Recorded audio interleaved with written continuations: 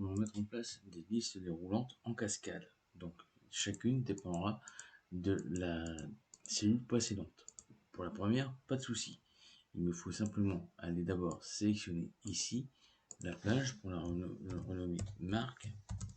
Et je marque, pardon. Et je valide le tout en appuyant sur la touche entrée. Ce qui fait que là maintenant, la liste pour les marques existe. Et cette marque-là, j'ai aussi ici, donc je sélectionne la plage de l'ensemble des véhicules Peugeot. Je fais pareil pour l'ensemble des véhicules Renault que je vais taper avec une deuxième lettre en majuscule exprès pour vous montrer l'accès au bouton de formule qui va me permettre de modifier cela. Et enfin, ensuite, celui pour les Citroën.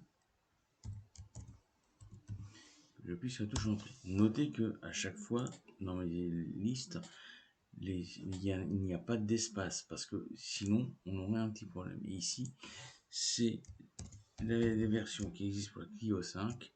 Je remets exactement le même nom affilié au modèle qui est là pour qu'il puisse s'y retrouver.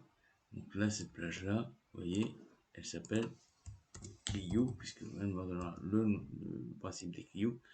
Et ici, je vais l'appeler Mégane. Et là, pareil, hein, chaque nom est bien avec un souligné pour dire que les plages puissent bien fonctionner.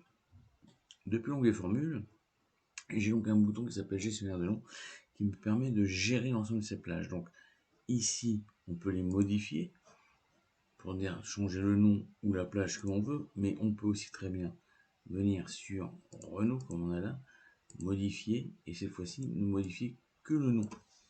Donc on peut soit faire toutes les plages, ajouter ou pas, valider le tout. Et quand on a tout validé, si on a changé une plage, on vient cocher la case qui est ici, et une fois qu'on a tout fini, on clique sur fermer.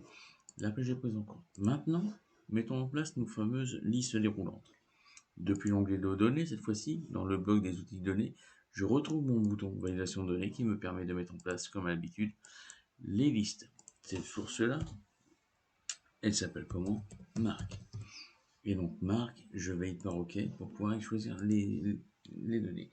Cette fois-ci, je vais avoir un message d'erreur qui va se retourner dans celle des modèles. Pourquoi? Parce que comme j'ai nommé la plage marque, mais que je n'ai pas fait de sélection, le simple fait de mettre indirect avec la référence sur cette cellule-là va me retourner le message erreur comme quoi il n'y a pas de source à pouvoir donner. Pourtant, dès que j'aurai la sélection ici, il me permettra de changer. Le même message d'erreur viendra là pour génération.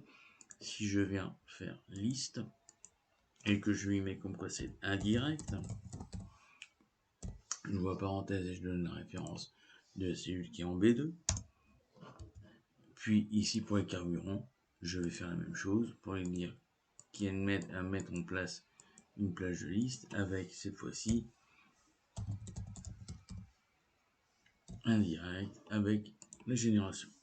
J'aurais plus qu'à sélectionner maintenant les véhicules. Admettons, je veux le Clio. Dans la génération Clio, je vais prendre la Clio 5. C'est celle que j'ai préparée au niveau des onglets pour qu'on puisse faire l'exercice. Et le carburant, il me trouve maintenant le type que je veux. Je suis écolo, donc je vais le prendre en électrique. Bon courage à tous et à vous de jouer.